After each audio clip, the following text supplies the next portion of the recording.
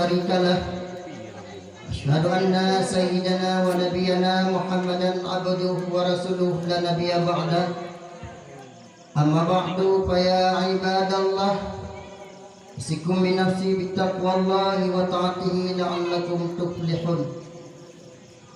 فقال الله سبحانه وتعالى في كتابه الكريم وهو أصدق القائلين أعوذ بالله من الشيطان الرجيم بسم الله الرحمن الرحيم. Suara. Yang pertama dikibit wa qul ja'al haqqu wa zahaqal batil. Dan ayat Quran dalam kan bertanya kepada Nabi pada Al-Quran. Dan Al-Quran macam Nabi betul. Tapi Al-Quran sudah berbicara di samping di segi-segi Ka'bah. Didengar oleh Abdul Muttalib oleh Nabi. Karena Nabi malamnya tengah ibadat di dalam Ka'bah. Wa qul ja'al haqq wa zahaqal batil innal batila kana zahuqa. Gornya muter dia orang Ka'bah yuk kepada wa qul ja'al haqq wa zahaqal batil. Telah datanglah yang hak wa zahaqal batil, telah lenyaplah yang batil. Innal batila kana zahuqa. Sesungguhnya yang batil itu pasti binasa. Semua sampai di mana dia aku paling boom dia ubah patung dengan Ka'bahnya dia ketuk nampak apa patung yang disebut oleh kaum musyrikin kaum Quraisy sebagai Tuhan. Dia ketuk Tuhan ayatnya sebut Tuhan cuma patung dia ketuk ubah patung buat dia ubah patung buang dia ubah orang di mata kau dia sama tu. Laqad ja'akum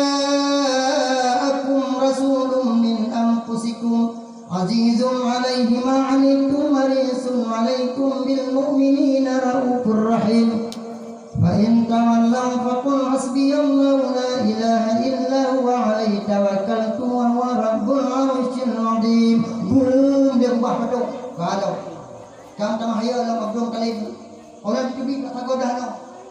Ya ahlal kitab qad ja'akum rasulun yubayyinu lakum katsiran mimma tuhquna minal kitab wa yakfu katsiran qad ja'akum minallahi nurun wa kitabun mubin. Ubah di patung itu orang ditubi kata godah kenapa ubah lagu. Ya ayyuhan nabiyyu inna arsalnaka syahidan wa mubasysyiran wa nadhira wa da'iyan ila Allah bi iznihi wa sirajan munira. Ubah itu dia tetap nampil ubah itu ban ubah itu Abdul Muttalib bukan hayolo Abu Lahab bapaknya inanti karena dikumilia lagi dipuna Abu ya padon lain tu lagu aku buka pembantunya hal berkopi dikena aja bilang ya bu kalian patung saya patung nam tu roh tak ubah yang dihai Tuhan kah kira belum kali badan roh kita ubah.